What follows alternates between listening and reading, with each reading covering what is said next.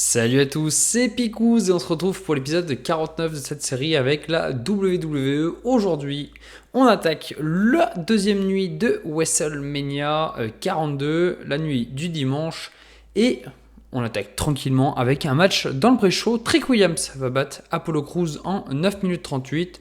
62 rating, c'est plutôt pas mal. 55 pour les deux hommes, sachant que Trick Williams c'était Office Game.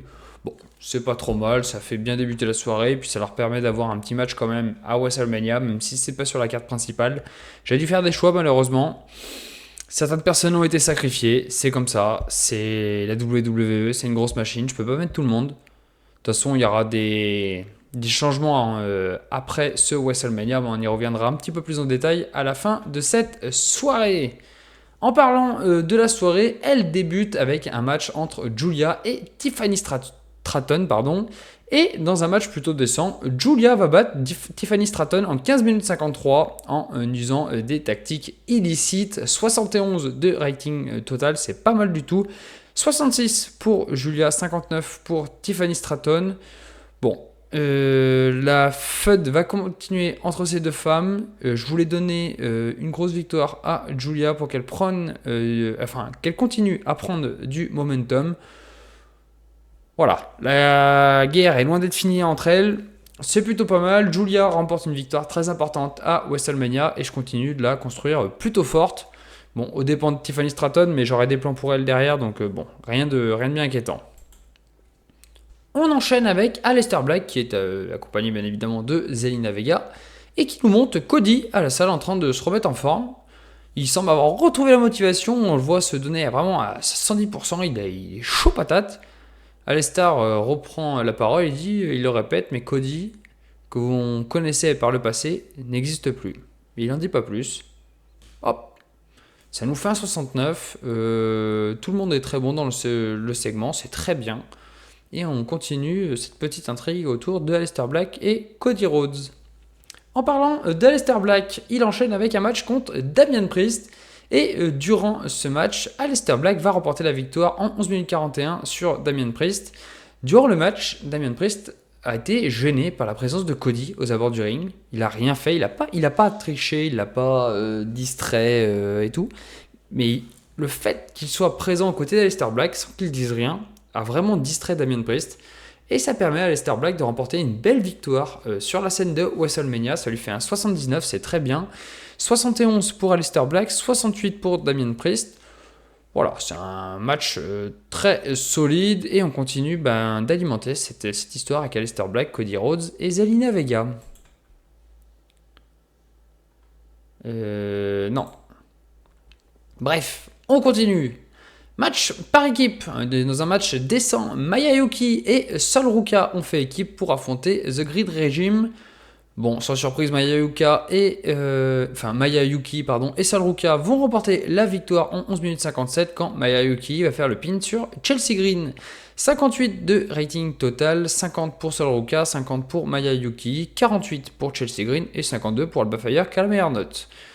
A noter que je le savais, Maya Yuki et Sol Ruka n'ont pas de chemistry en tant que partenaire, c'est pas grave. Je voulais qu'elles soient à WrestleMania, j'ai monté un programme très vite pour qu'elles apparaissent sur ce show aujourd'hui. Je savais que la chemistry ne marcherait pas entre les deux femmes, on m'avait prévenu, c'était pas grave. Je voulais leur donner une victoire importante, surtout que Maya, j'ai des plans pour elle, Sol Ruka aussi. Et c'est pareil, The Green Regime, je pense que je vais partir sur autre chose pour ces deux femmes. Donc voilà, j'en parlerai un petit peu, j'en parlerai même dans la prochaine vidéo, parce que ça risque d'être long la prochaine vidéo. Mais bref, voilà, on fait avancer les choses. Victoire de Maya et de Sol Ruka, ça fait un 58, les babyface gagnent, tout le monde est content. Voilà. On enchaîne avec Shinsuke Nakamura qui est tout seul en coulisses et qui regarde WrestleMania à la télé, il est assis sur une caisse. Et on sent qu'il se pose des questions. Il se demande s'il a peut-être pas laissé passer sa chance. Il a 40 ans passés, bien passés. Est-ce qu'il serait pas un peu trop tard pour Shinsuke Nakamura? Il a attiré la sympathie du public dans ce segment. Voilà. Donc ça nous fait un 89, c'est très bien. Et malheureusement, Shinsuke Nakamura n'aura pas de match ce soir à WrestleMania 42. On enchaîne avec un match pour le titre des États-Unis. Black Monroe remet son titre en jeu contre Jessie Jane et Michin. Et à la surprise générale, c'est Jessie Jane qui va remporter le titre des États-Unis, puisque Black Monroe va se faire distraire par Natty Deadhart et cela va lui coûter le titre. 61 de rating, c'est très bien. 57 pour Black Monroe, 48 pour Jessie Jane, 50 pour Michin. Voilà, donc en fait je vais détacher Black Monroe du titre US, Jessie Jane va prendre le titre US et va pouvoir se battre et se mettre en valeur avec d'autres catcheuses de la branche bleue, et Black Monroe va certainement terminer définitivement son histoire avec Natty Neidhart, peut-être tout de suite, peut-être après, je sais pas encore comment on bouclera ça, mais je vais la détacher le titre pour derrière elle puisse s'attaquer à des trucs un petit peu plus sympatoches. Donc ça nous fait 1,61, c'est très bien, et on enchaîne avec un excellent match. J'ai décidé de faire un last man standing match entre Obafemi et Roussev. Le match a été excellent. Et au bout de 20 minutes 30, Obafemi va réussir à mettre Roussev KO et il ne se relèvera pas au compte de 10. Le match a été excellent, 75 de rating total, 70 pour Obafemi, 62 pour Roussev. Obafemi, je ne l'ai pas booké comme un gros babyface. Je l'ai pas booké même comme la WWE le fait actuellement. J'ai décidé de prendre un peu plus mon temps, de monter les choses et de monter un programme avec Roussev. Je ne l'ai pas forcément mis trop en avant, mais j'ai fait quelques interactions. Je crois qu'ils ont eu un match en début du mois de mars. Enfin voilà, j'ai fait juste monter un petit peu la sauce, juste ce qu'il faut. Voilà le match qu'on a eu. Roussev ressort pas affaibli de ce match parce que Obafemi c'est vraiment une menace. Et Obafemi, bah là oui, il rentre dans une sphère tout à fait intéressante, sans forcément faire venir des noms comme Brock Lesnar. Après, il se passera ce qui se passera à WrestleMania, je m'en fous. Je parle dans la réalité, bien évidemment. Hein. Mais voilà, Obafemi sort de WrestleMania 42 avec une grosse victoire. Une grosse victoire sur Roussev dans un last man standing match. Gros match. 75, je suis très content. Petit segment backstage, on voit Randy Orton qui est au micro de Katy Kelly et il dit qu'il souhaite bonne chance à Rey Fenix pour son match de ce soir. Il dit qu'il reste quand même pas très loin du ring au cas où les choses tourneraient mal, mais il lui fait confiance, ça fait un très bon 64, c'est très bien. Comme ça permet de voir Randy Orton pareil à WrestleMania, même s'il ne catche pas. On enchaîne et je vois la note, elle est aussi... Oh merde, j'ai fait une boulette. Adrien la boulette. Aïe, aïe, aïe, aïe, aïe.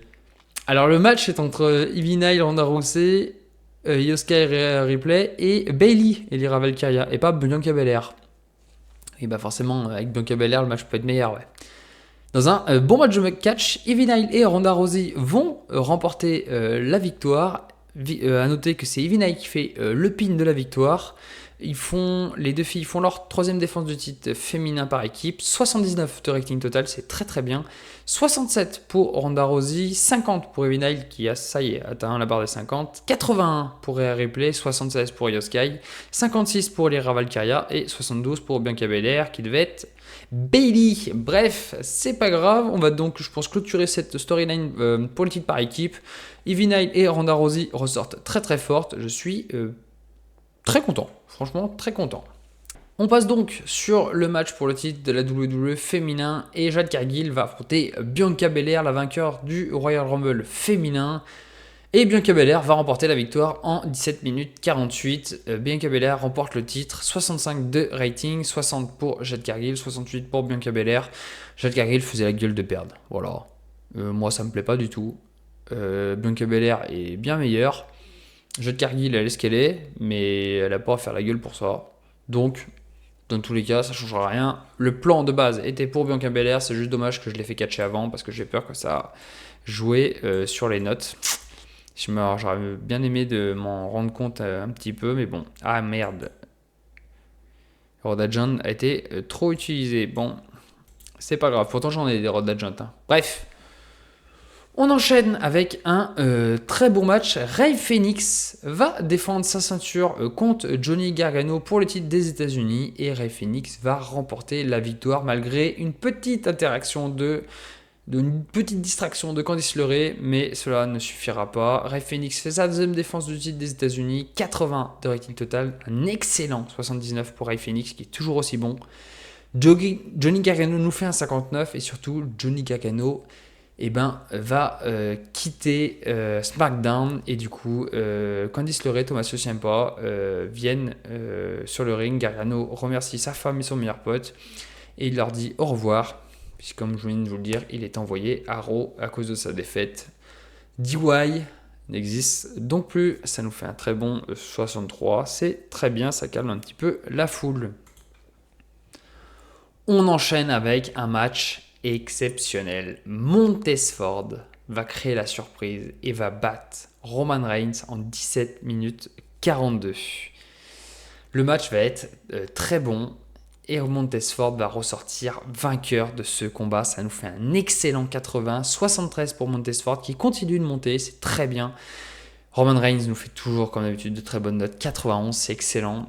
Et surtout, Roman Reigns donne de sa personne pour la WWE et met en valeur des catcheurs qui méritent. Montez Ford en fait partie et Montez Ford ressort grandi de ce WrestleMania et Montez Ford va peut-être se positionner pour quelque chose de plus grand à l'avenir.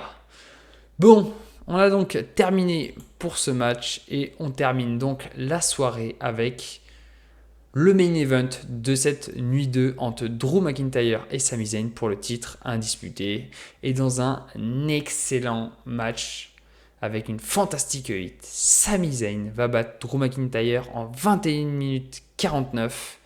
J'ai mis un match spectacle parce que les deux avaient des très bonnes notes en psychologie et ça me fait donc un superbe match. Sami Zayn touche enfin le Graal et remporte le titre indisputé. 80 de rating, c'est excellent. 84 pour Drew, 71 pour Sami Zayn, c'est juste parfait.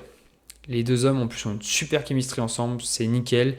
Et on finit sur un good moment avec la victoire de Sami Zayn qui repart en tant que champion indisputé de la WWE après toutes ces années de galère, toutes ces défaites face à Drew McIntyre. Il a enfin réussi son pari et on se quitte sur un très bon 79. C'est très bien, la popularité augmente dans 12 régions.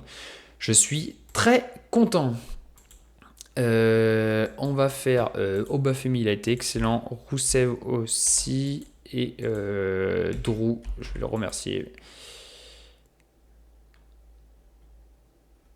Voilà, tac, tac, tac, ils ont tous les deux contents. Le Financial Report, on fait 4,3 millions de bénéfices, c'est juste excellent. Je valide à 100% et on va terminer avec le popularité et recap. Au niveau de la popularité, le Mexique augmente, l'Europe et l'Océanie progressent, c'est plutôt bien. On va donc se quitter ici pour cette saison 1 de TW. On se retrouve très vite pour l'épisode 50 qui sera un épisode spécial présentation de la saison 2. Je vous dis à très vite. Merci à tous et à bientôt. Ciao tout le monde.